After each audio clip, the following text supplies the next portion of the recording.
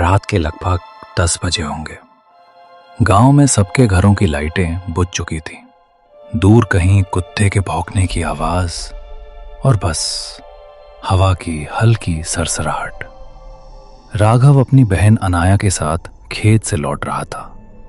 पुरानी मिट्टी वाली कच्ची सड़क पर चलते हुए राघव को महसूस हुआ, आज सन्नाटा थोड़ा ज्यादा है।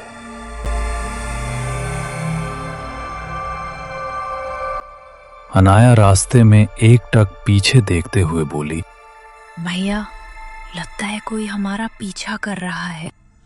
अरे पगली, कुछ नहीं है।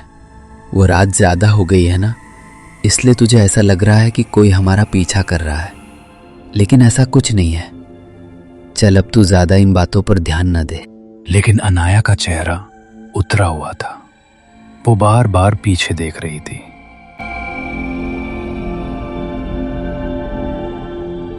गांव का पुराना पीपल का पेड़ उनके सामने आया। लोग कहते थे यहां रात में फुसफुसाहटें सुनाई देती हैं। आज भी हल्की सी आवाज आई, जैसे कोई पेड़ के ऊपर बैठा हो। टक टक टक। सूखे पत्ते जैसे किसी ने दबा कर तोड़े हों। राघव ने ऊपर देखा, कुछ नहीं। अनाया ने धीरे से कहा, भैया, ये आवाज तो ऊपर से आई, लेकिन पेड़ पर कोई नहीं है। आखिर ये सब कुछ क्या हो रहा है आज हमारे साथ में? कभी मुझे ऐसा लगता है जैसे कोई पीछे देख रहा हो, कोई पीछे हमारे चल रहा हो, और अभी यहाँ पर इस पेड़ से किसी की आवाज आ रही है। ये सब क्या हो रहा है भैया? राघव के पैरों में थोड़ी झंझनाहट सी हुई, लेकिन उसने बात टाल दी। वे आगे बढ़ गए। और अब अगली रात फिर से अनाया और राघव रात में खेत से लौट रहे थे।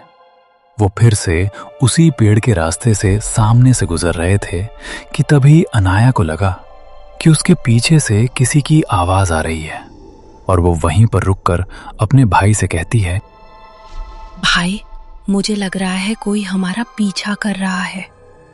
तुम मानो या ना मानो, लेकिन कोई तो है जो हमारा पीछा कर रहा है, जो कोई हमें देख रहा है। मुझे ऐसा लगता है कि जैसे कोई अपने लोगों के पीछे चलता है और अपने लोगों को देख रहा है। कुछ तो जरूर है। ओहो अनाया, फिर से तुमने वही अपनी मनगढ़ कहानी बनाना शुरू कर दिया कि कोई पीछे चल रहा है, पीछे देख रहा है। तुम लोगों की यही तो दिक्कत होती है। तुम्हें अगर रात में आओ तो तुम्हें ऐसा ही लगता है कि कोई हमारा पीछा कर रहा है। तुम बहुत ज्यादा डरपोक हो। रात काफी ज्यादा होने के कारण से तुम्हें ऐसा लग रहा है, बाकी हमारे पीछे कुछ भी नहीं है। राघव अनाया की बात को अनसुना कर देता है और उसकी बात को नहीं सुनता है और वहां से चल देता है। वे दोनों आगे बढ़ते हुए जाते हैं कि तभी उन्हें एक भयानक आवाज सुनाई देती है। उस आवाज को सुनकर वो दोनों रुक जाते हैं और वहां एक तेज हवा चलने लगती है, और तेज हवा के साथ ही एक बिजली कड़कती है।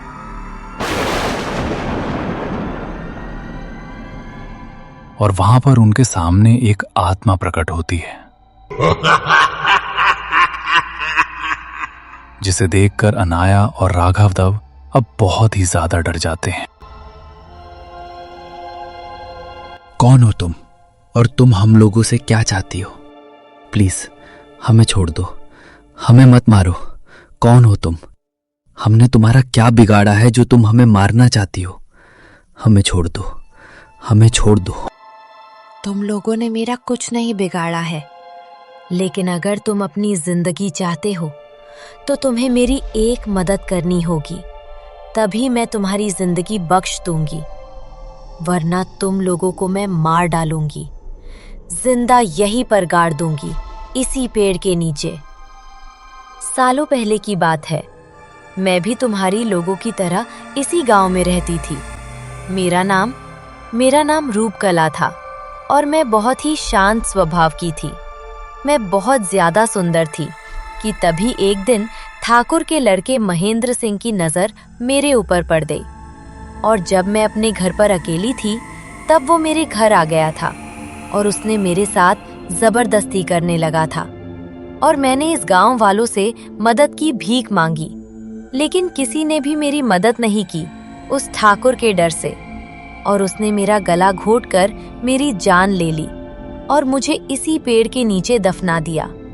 और तब से मेरी आत्मा भटक रही है उससे बदला लेने के लिए।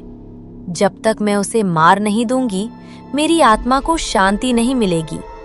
और तुम्हें मेरी मदद करनी होगी कि तुम उसे यहाँ पर लेकर आओगे और मैं उसे मार डालूंगी। तभी मेरी आत्मा को मुक्ति मिलेगी, नहीं तो मैं तुम दोनों को मार डालूंगी।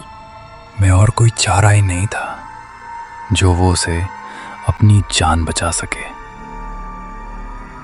और अब अगली रात जब राघव ठाकुर के बेटे महेंद्र सिंह को किसी न किसी बात को कहकर ही उसे अपने साथ ले आता है चलने के लिए, उसे मना लेता है और वो उसी पेड़ के पास में जाने के लिए तैयार हो जाता है।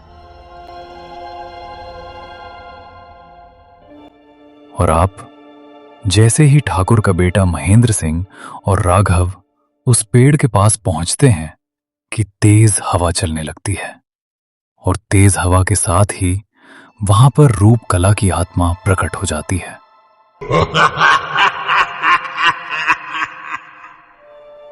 और रूप कला की आत्मा को देखकर महेंद्र सिंह बहुत ही ज्यादा डर जाता है और सोच में पड़ जाता है कि इस राघव के बच्चे ने मुझे धोखा दिया है, मुझे धोखे से यहां ले आया है। महेंद्र सिंह, पहचाना तूने मुझे? मैं वही रूप कला हूँ जिसे तूने मार डाला था बरसों पहले। आज मैं तुझे मार डालूंगी। मैंने ही तुझे यहाँ धोखे से बुलवाया है और अब मैं तुझे मार डालूंगी। जिंदा नहीं छोड़ूंगी, अपना बदला पूरा करूंगी। तुझे मारकर नहीं छोड़ूंगी, मार डालूंगी। और इतना कहकर रूप कला की आत्मा महेंद्र सिंह को अपनी शक्ति से उसका गला पकड़ लेती है और उसे हवा में उड़ा देती है और उसका गला दबा देती है। गला दबाकर उसे मार डालती है। और इस तरह से रूप कला अपना बदला ले लेती है और अपने बदला लेने के बाद में वो उस धुएं के साथ में ही गायब हो जाती है। और कहा जाता है कि उस दिन के बाद में रूप कला की आत्मा उस पेड़ के पास में कभी नहीं देखी गई और उस गांव में अब शांति वापस लौट आई।